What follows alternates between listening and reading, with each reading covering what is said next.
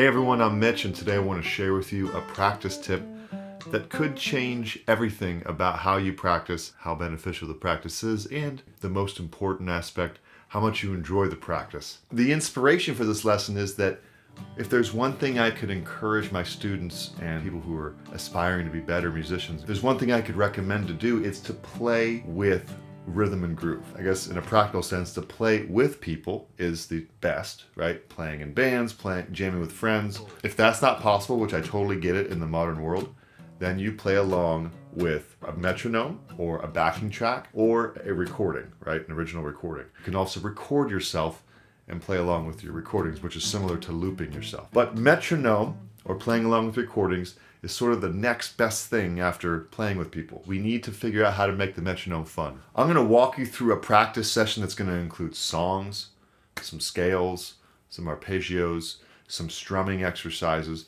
and we're gonna walk through all of these things with this metronome trick. We can do something with the metronome that I don't hear a lot of people talking about. It's a very powerful technique or trick, so to speak. Let's talk about the metronome for a bit and what the problem of it is. The problem is it's rather unrelenting, sort of annoying. It's, just marching on in a quarter note groove. The problem is that if we have a boom, boom, boom every quarter note, it's kind of unrealistic and not very practical.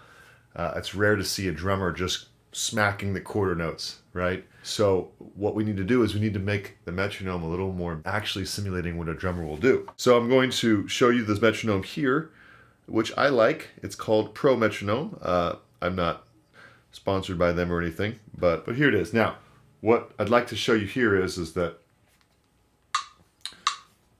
I like the woodblock sound, so I'm using a woodblock sound. It's a little more pleasing. But again, this is good for recording an album where it's really important to be precise, but in practice and in just, playing and stuff, I don't want that quarter note groove. So what we can do is we can mute the first and third ones. And now we get what's called a backbeat. This is what I'm talking about with getting the metronome to be more practical. What is a drummer gonna do that we need? The backbeat, no matter what style you're talking about, what kind of drummer, how talented the drummer is, almost all of them are going to do a backbeat, all right, on the 2 and the 4. It's how we clap at a show. This may change as you play styles around the world, but as far as sort of Western styles, as far as at least definitely American rock, pop, blues, you're going to have a backbeat on the 2 and the 4. Everything that's in between creates the groove. Now, all of a sudden, the metronome has much more life to it. So I'm going to put it at 102. We're going to hear one more time. Okay? So if I want to play a song like Fast Car by Tracy Chapman, I might be at this tempo. Let's hear how it sounds with that quarter note groove. 3, 4.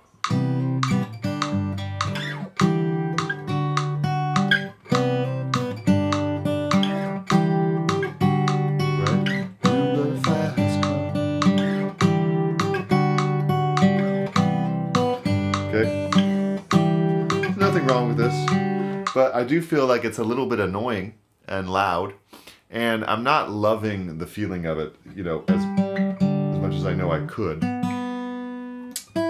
So all of a sudden, things change really quickly when I mute the first and third, and again, I'll show you this. They're grayed out, okay? This can work with any metronome. I'll show you how to do it. I'm pressing the wrong button now. I'll show you how to do it without an app, with just an online metronome with just the metronome number or the BPM. But here it's allowing me to mute the first and third. So what I can do is I can say, all right, I just want the backbeat. Same tempo, 100, right? 102 to be exact. 1, 2, 1, 2, 3, 4. Much better.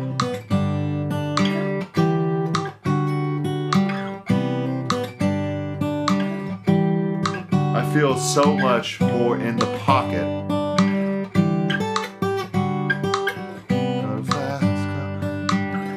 So now I feel like I'm ready to practice this song in a pleasing way because the backbeat is not annoying anymore, right? Makes all the difference. All right, let's try it over a different one. Let's try it over a Pink Floyd song Is there anybody out there? First, I'm going to find the BPM of this.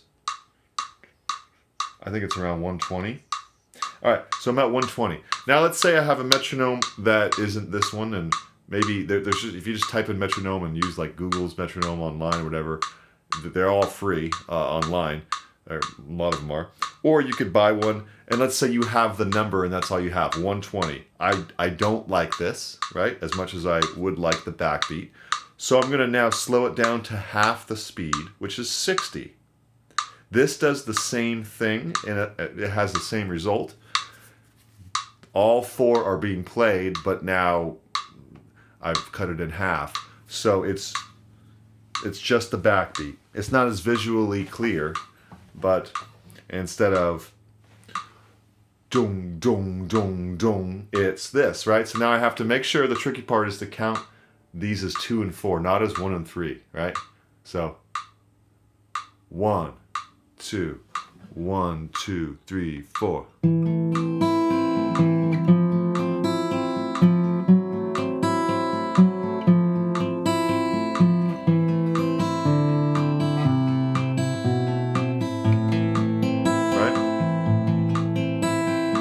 Very fun to practice this with the backbeat.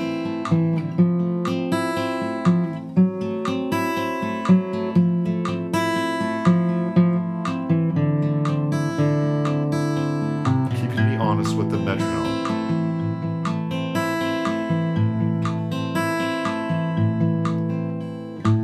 Right?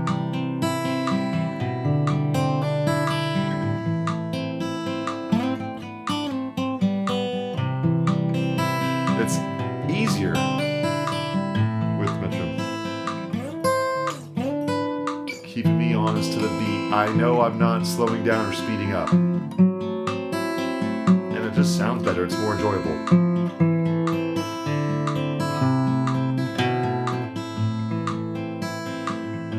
Okay?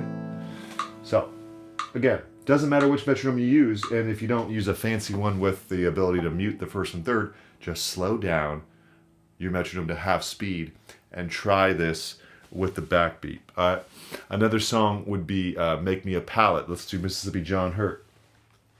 And then we'll do some scales.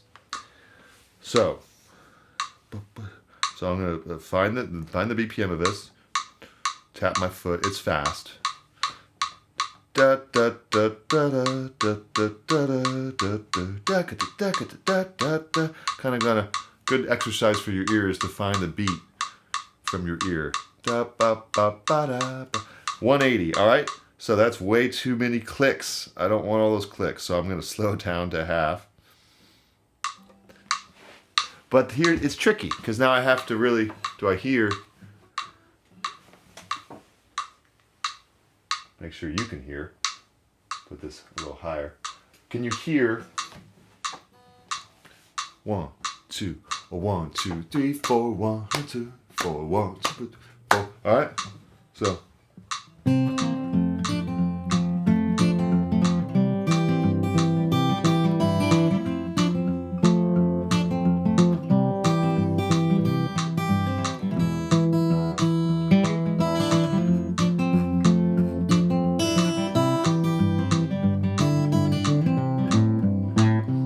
Make me down, pallet on your floor.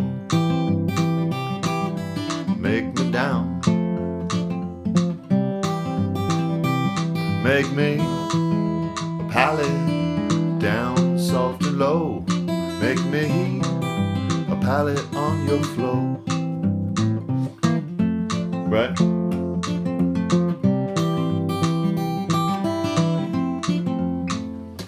All right.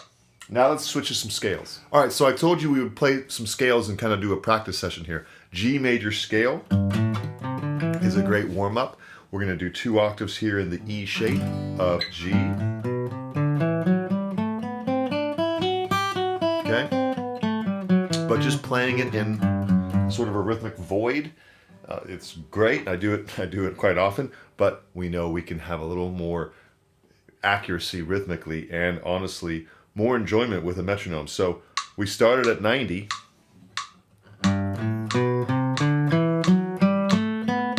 Eighth notes.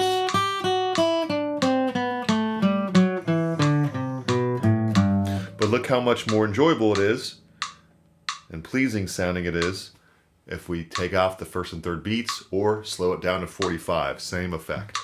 Ready? Go. I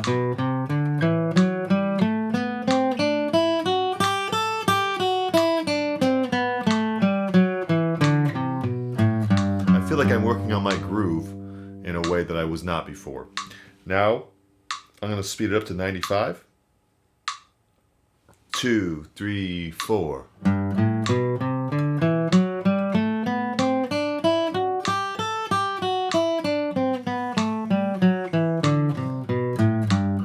Good. Now let's do A minor pentatonic, but we're going to do a pattern. So there's the scale, but now I'm going to go 4 up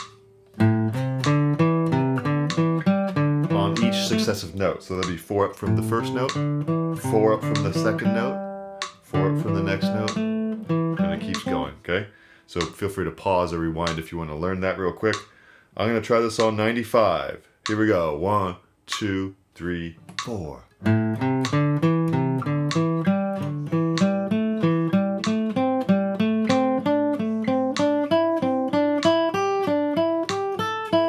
Now back down.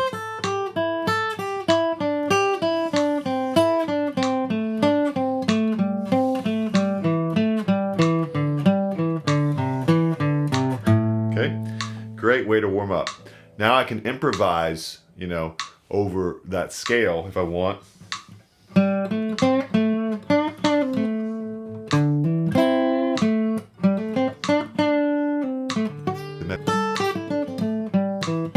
See, I'm taking the scale and I'm using the metronome as sort of a backing track to improvise over.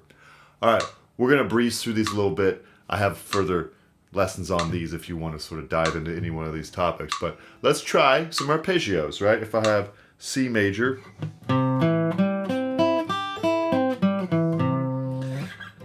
okay, I could try it a couple different positions, but let's just do it here. Arpeggios are very important. I can now add a seventh to this to make it more interesting. And again, metronome. 1, 2, 3, 4.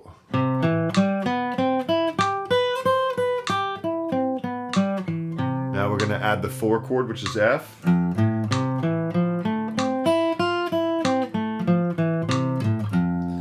now we're going to add the 5 chord, which is G7. 2, 3, 4.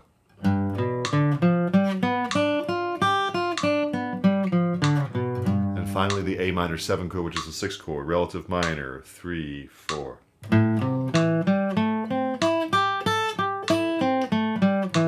Put it all together. 3, 4.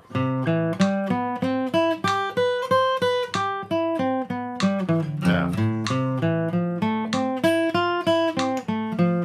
G.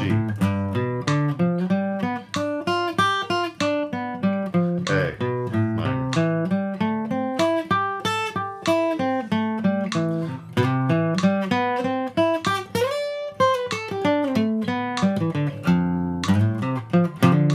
Improvise with a chord progression.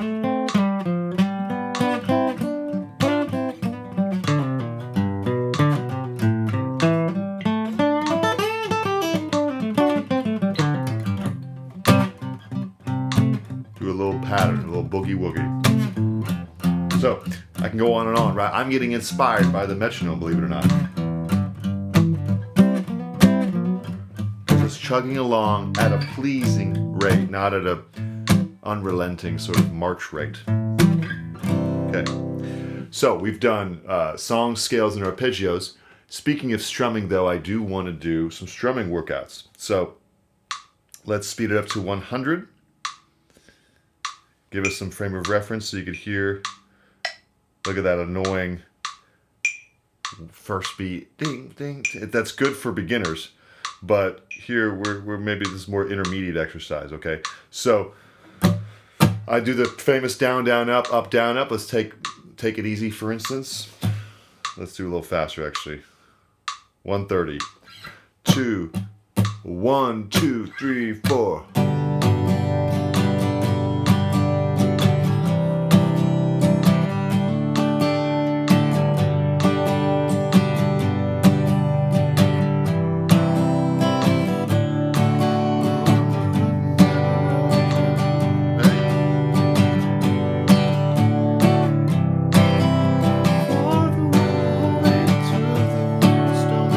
So that metronome is really locking me in.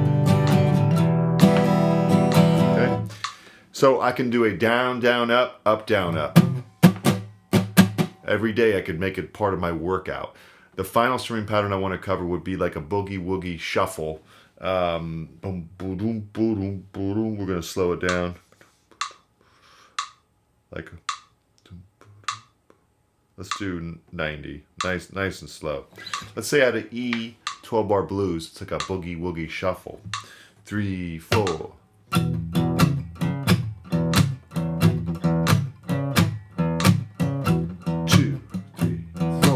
I'm accenting the 2 and the 4. Here we go. 4 chord.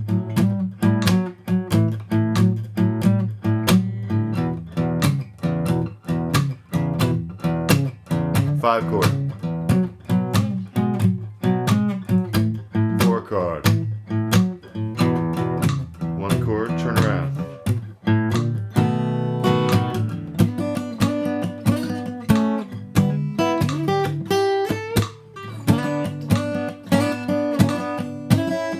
Kind of hard to stay on it.